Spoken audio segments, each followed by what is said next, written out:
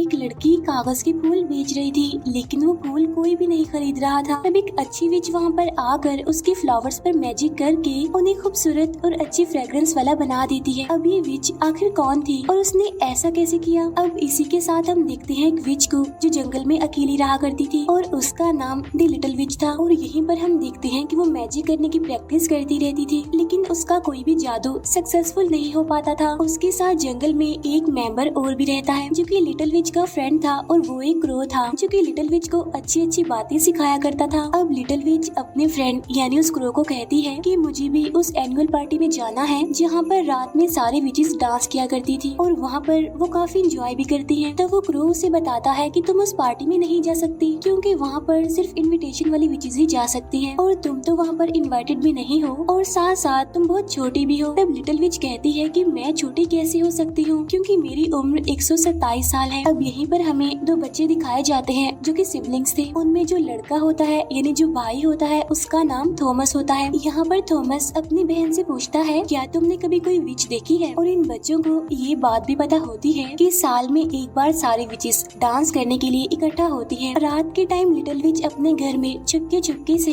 अपनी magical broom यानी जादुई झाड़ू उठाकर अपने घर से निकल जाती है। वो कोशिश करती है कि वो क्रो उसे ना देख पाए और वो उसी माउंटेन पर पहुंच जाती है जहाँ पर सारी बड़ी विचेस पार्टी कर रही थी। तब लिटिल विच सोचती है कि कोई भी उसे पहचान नहीं पाएगा और वो भी यहाँ सभी के बीच शामिल हो जाएगी। लेकिन तभी वहाँ पर एक पुरानी विच जिसका नाम रंपमपेल होता है वो लिटिल विच को पकड़ लेती है और वो सभी को बताती है कि देखो हमारे बीच एक विजिटर आई है, मीन्स बिन बुलाई मेहमान, जो कि अभी छोटी है। जिस पर लिटिल विच कहती है कि मैं छोटी नहीं हूँ, मैं बड़ी हो गई हूँ। फिर लिटिल विच अपनी उम्र बताती है तो वो सभी कहती हैं कि तुम अभी बहुत छोटी हो, तुम में से तो अच्छी खुशबू आ रही है, साथ साथ तुम्हारे फेस पर कोई रिंकल्स भी नहीं है। क्या तुम नहीं जानती कि यहाँ पर आना सख्त मना है जब तक कि तुम्हें कोई इनविटेशन ना मिले? तब लिटिल विच कहती है कि मैं भी आप लोगों जैसा बनना चाहती हूँ और मैं आपकी बात मानूंगी, आप जैसा कहेंगी मैं वैसा ही करूंगी। तब सारी विचेस सोचती है कि इसे पनिशमेंट दी जाए और कोई आम पनिशमेंट नहीं बल्कि बुरी से बुरी पनिशमेंट। तभी हेड विच लिटिल विच के सामने एक काफी बड़ी बुक रखकर उसे कहती है कि ये एक बड़ी सी किताब है और इसे तुम्हें 1 साल के अंदर पूरी याद करनी है और अगले साल आज के ही दिन तुम्हारा टेस्ट होगा और अगर तुम पास हो गई और इस बुक में लिखे गए सारे स्पेल्स तुमने याद कर ली तो तुम्हें भी यहाँ पर बुलाया जाएगा। लेकिन बाकी विचेस इस बात पर एग्री नहीं करती और वो कहती हैं कि इसे कोई ना कोई पनिशमेंट तो मिलनी ही चाहिए, तो क्यों ना हम इसके बाल ही जला दें और या फिर हम इसे मिट्टी के अंदर ही गाड़ दें। तब रंपमपेल कहती है कि इसकी मैजिकल ब्रूम यानी जादुई झाड़ू ले लेनी चाहिए। तभी लोग ऐसा ही करते हैं और वो लिटिल विच की झाड़ू ले लेती हैं और उसे जला भी देती हैं। अब क्योंकि झाड़ू के बगैर तो लिटिल विच अपने घर नहीं जा सकती थी, इसीलिए वो 3 दिन का लंबा सफर पार करके इस भारी बुक को उठाकर पैदल ही अपने घर जाना पड़ता है। अब किसी न किसी तरह करके लिटिल विच इस बड़ी सी भारी सी बुक को लेकर अपने घर फाइनली पहुंच जाती है, जहाँ पर उसका क्रो उससे कहता है कि तुम्हें वहाँ पर जाना ही नहीं चाहिए था, तुमने गलती की है ये। तब लिटिल विच उसे वहाँ की बातें बताने लगती है कि वहाँ पर बहुत मजा आ रहा था, सारे लोग काफी इंजॉय कर रहे थे, डांस कर रहे थे और इसी के साथ मैं रंपमपेल पर भी काफी गुस्सा हूँ क्योंकि उसने मेरी जादुई झाड़ू ले ली और उसे जला दिया और मैं उससे बदला लेना चाहती हूँ। ये कहकर लिटिल विच वहाँ पर एक फेस ड्रॉ करती है जो कि काफी खौफनाक लग रहा था। फिर लिटिल विच कहती है कि एक दिन मैं रंपमपेल को ऐसा बना दूं और अब वो उस बुक को खोल लेती है, वो बड़ी सी बुक जहाँ से उसने सारे स्पेल्स याद करने थे, लेकिन वो स्पेल्स अभी तक उसे ठीक से बोलने भी नहीं आ रहे थे, इसीलिए वो कोई ना कोई गड़बड़ करती रहती थी।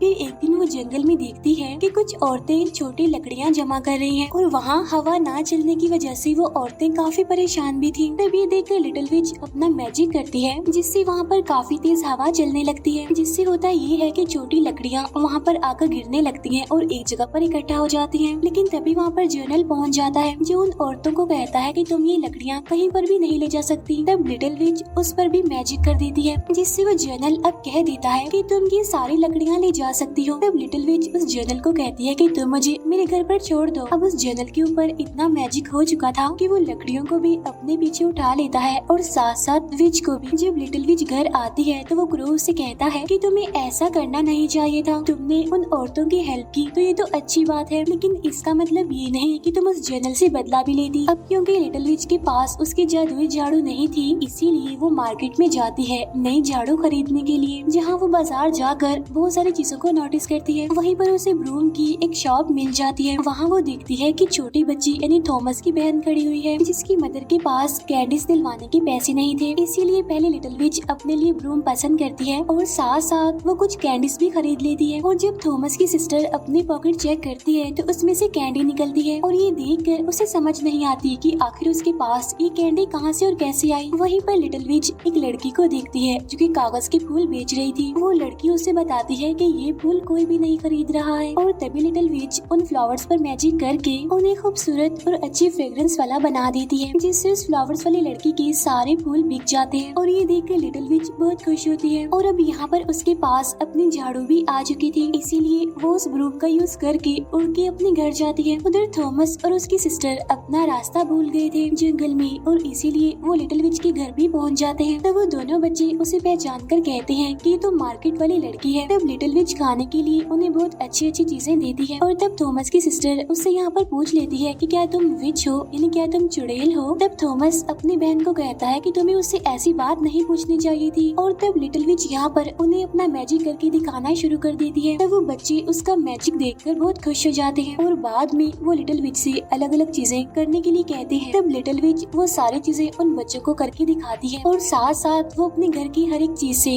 गाना बजाना भी शुरू कर देती है। और ठीक उसी टाइम उनके दरवाजे पर कोई आ जाता है और जब लिटिल विच बाहर आकर चेक करती है तो उसे वहाँ पर रंपम्पेल मिलती है। तो वो लिटिल विच को कहती है कि मैं यहाँ से गुजर रही थी तो मैंने सोचा कि क्यों ना मैं तुमसे मिलती चलूं और बताओ तुम्हारी पढ़ाई कैसी जा रही है, यानी उस बुक की पढ़ाई। तब लिटिल विच उससे कहती है कि आज मैंने कुछ भी नहीं किया क्योंकि मैं तो सफाई कर रही थी। यहाँ पर रंपम्पेल को पता चल गया था कि अभी अभी लिटिल विच ने मैजिक किया है, इसीलिए वो लिटिल विच को कहती है कि तुम्हें पता है ना कि आज फ्राइडे है और फ्राइडे को मैजिक नहीं कर सकते। वहाँ पर रखी हुई बास्केट देखकर रंपम्पेल उससे पूछती है क्या तुम्हारे घर में कोई विजिटर है। तब लिटिल विच इनकार करती हुई कहती है कि नहीं नहीं, मेरे घर पर तो कोई भी नहीं है। अब यहाँ पर वो जो दो बच्चे होते हैं यानी वो सिबलिंग्स वो चीखने लगते हैं तो उनकी वजह से यहाँ पर लिटिल विच को भी चीखना पड़ता है। तब रंपम्पेल को शक हो जाता है कि घर के अंदर कोई ना कोई तो जरूर है और वो ये सारी चीजें अपनी बुक के अंदर नोट भी कर लेती है। अब लिटिल विच इन बच्चों को वापस इनके घर भेजती है, लेकिन रंपम्पेल उन बच्चों को पकड़ लेती है और यहाँ पर उसे पता चल जाता है कि ये वही बच्चे हैं जो लिटिल विच के घर पर छुपे हुए थे। उधर क्रो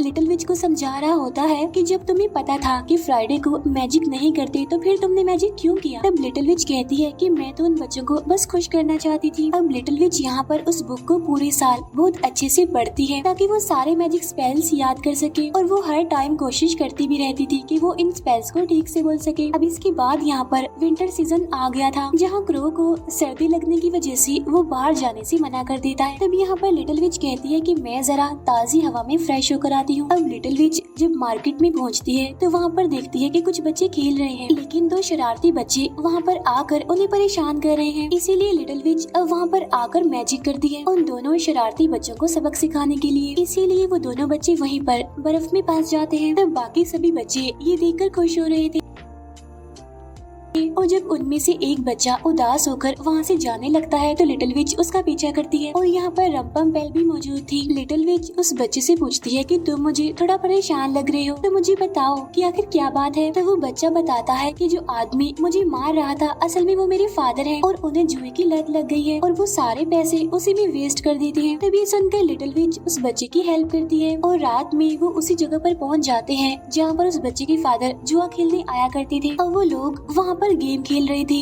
जहाँ पर मैजिक होने की वजह से वो बॉल बार बार वुडन फ्लोर से टकरा रही थी, जिसकी वजह से वो पूरी जगह टूट जाती है और तब उन लोगों को धक्के देकर वहाँ से निकाल दिया जाता है, जिनमें उस बच्चे के फादर भी शामिल थे। तब वो बच्चा अपने फादर की हेल्प करता है। तब यहाँ पर उसके फादर को भी रियलाइज हो चुका था कि उसने अपने बच्चे को गलत ही डांटा था। अब ये चीज रंपम्पेल भी नोटिस कर रही थी कि जो लिटिल विच है वो तो एक अच्छी विच है, सबके साथ अच्छा करती है, खुश करती है, सबको भलाई करती है सबके साथ। जब लिटिल विच अपने घर पहुंचती है तो उसे हर जगह पर कैंडल जलती हुई दिखाई देती है और इसी के साथ उसे वहाँ पर केक भी नजर आता है। अब ये सब कुछ उस क्रो ने किया था क्योंकि आज लिटिल विच का बर्थडे होता है और आज वो पूरे 128 सालों की हो गई थी। फिर एक दिन रंपम्पेल लिटिल विच के घर की बाहर आती है जहाँ पर वो लिटिल विच को इनविटेशन देती है एनुअल पार्टी में आने के लिए। साथ साथ वो उसे ये भी कहती है कि तुम्हें याद है ना कि तुम्हारा टेस्ट है। तब लिटिल विच उससे कहती है कि जाकर बता दीजिएगा, मैं बिल्कुल तैयार हूँ, पूरी तैयारी के साथ दिखाऊंगी और मैं एक अच्छी विच बनकर दिखाऊंगी। और आज वो दिन आ चुका था जिस दिन लिटिल विच का टेस्ट होने वाला था और वो एक ऐसी केव में जाती है जहाँ पर कोई भी नहीं था और तभी वो आवाज लगाती है कि मैं पहुँच गई हूँ। और तभी यहाँ पर बाकी सारी बड़ी विचेस भी आ जाती है और उससे कहती है क्या तुम तैयार हो। इसके बाद वो लिटिल विच को अलग अलग मैजिक करने के लिए कहती है जहाँ पर उसे सारे मैजिक याद थे। बगैर बुक की हेल्प लिए उसने सारे मैजिक करके दिखाए जिससे सारी की सारी विचेस काफी खुश हो जाती हैं। और तभी रंपम्पेल कहती है कि मैंने पूरे साल इस लड़की पर नजर रखी है, ये तो एक अच्छी विच है, लोगों के साथ भलाई करती है, लोगों की हेल्प करती है और इसकी उम्र भी अभी ज्यादा नहीं हुई है और ना ही फेस पर रिंकल्स आए हैं। तभी यहाँ पर हेड विच लिटिल विच को कहती है कि तो तुमने बहुत बड़ी गलती की है क्योंकि तुम लोगों की हेल्प नहीं कर सकती हो, क्योंकि जो लोगों की हेल्प करती है वो बुरी विच होती है। तब लिटिल विच अपनी सफाई में कहती है कि अगर मैंने लोगों की हेल्प कर दी तो इसमें बुराई क्या। और ये बात मुझे आज से पहले बताई भी नहीं गई थी कि भलाई करना विचेस के लिए मना होता है। अब इसी वजह से लिटिल विच की सारी मैजिकल पावर्स खत्म होने वाली थी। तो तभी रंपम्पेल कहती है कि अगर तुम बचना चाहती हो तो तुम्हारे पास सिर्फ एक ही ऑप्शन है कि वो जो दोनों बच्चे हैं इन्हीं थॉमस और उसकी सिस्टर, उन्हें तुम्हें पत्थर का बनाना होगा और तभी तुम जाकर हम में से एक बन सकती हो। तब लिटिल विच ऐसा करने के लिए मना कर देती है और वो बड़े गुस्से में अपने घर आ जाती है जहाँ पर वो अपने फ्रेंड इन्हीं क्रो को भी बुरा भला कह देती है और ये भी कह देती है कि अगर तुम यहाँ पर ना होती तो अच्छा होता क्योंकि तुमने ही मुझे अच्छा बनना सिखाया था। ये कहकर वो उस क्रो को अपने घर से बाहर निकाल देती है।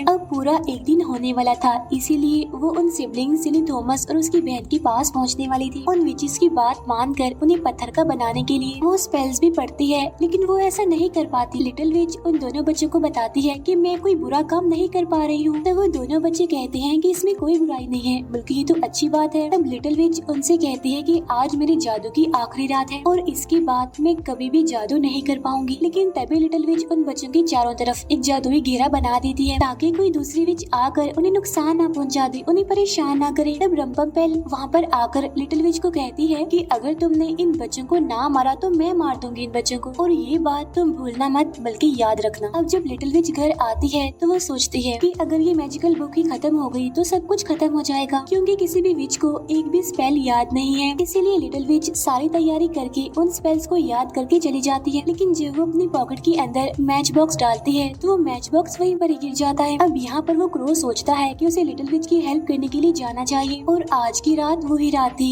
जिस रात सभी विचेस मिलकर डांस करती थी। अब लिटिल विच वहाँ पर आकर जादू करने लगती है। वो सभी की ब्रूम एक साथ बोन फायर में डाल देती है और इसी के साथ वो सारी मैजिकल बुक्स को भी बुला लेती है और उन्हें भी वो बोन फायर में डाल देती है। लेकिन उसके पास मैच बॉक्स नहीं था और एक मिनट के लिए वो भी स्पेल्स बोलने लगती है और इसी वजह से सारी विचेस उस पर भारी पड़ने लगती है। लेकिन तभी यहाँ पर लिटिल विच हेड विच को एक फ्रॉक में बदल देती है। अब यहाँ पर वो सारी विचेस हंस तो रही थी लेकिन रंपम्पेल वहाँ से गायब हो जाती है। अब यहाँ पर वो क्रो भी पहुँच चुका था लिटिल विच की हेल्प करने के लिए। वो मैच बॉक्स लेकर अब लिटिल विच अपना मैजिक करके वहाँ की सारी विचेस को फ्रॉक में बदल देती है। उसे अपनी गलती का एहसास होता है और वो अपने क्रो को गले से लगाती है और अब जैसे ही वो बड़े से बोन फायर को आग लगाने ही वाली थी कि तभी उसे रंपम्पेल मिल जाती है जिसे लिटिल विच हमेशा से ही एक अलग जानवर बनाना चाहती थी। और फाइनली लिटिल विच उस पर अपना मैजिक करके उसे खौफनाक से जानवर में बदल देती है। इसके बाद लिटिल विच उस बोन फायर में आग लगा देती है जिससे सभी की मैजिकल ब्रूम्स और वो बुक्स भी जल जाती है और वो सारी विचेस जो कि फ्रॉग बन गई थी वहाँ से दूर भाग गई थी। अब लिटिल विच और उसका फ्रेंड क्रो वहाँ पर अकेले ही थे जो कि अकेले ही इस जगह पर एंजॉय करने लगते हैं, डांस करने लगते हैं। अब लिटिल विच इतनी ज्यादा खुश होती है कि वो पूरी रात वहाँ पर डांस करती रहती है और कहती है कि अब यहाँ पर कोई भी बुरी विच नहीं आएगी। इसके बाद हम देखते हैं कि लिटिल विच अपने क्रो को भी मैजिक करना सिखा रही थी और इसी के साथ ये मूवी यहीं पर एंड हो जाती है।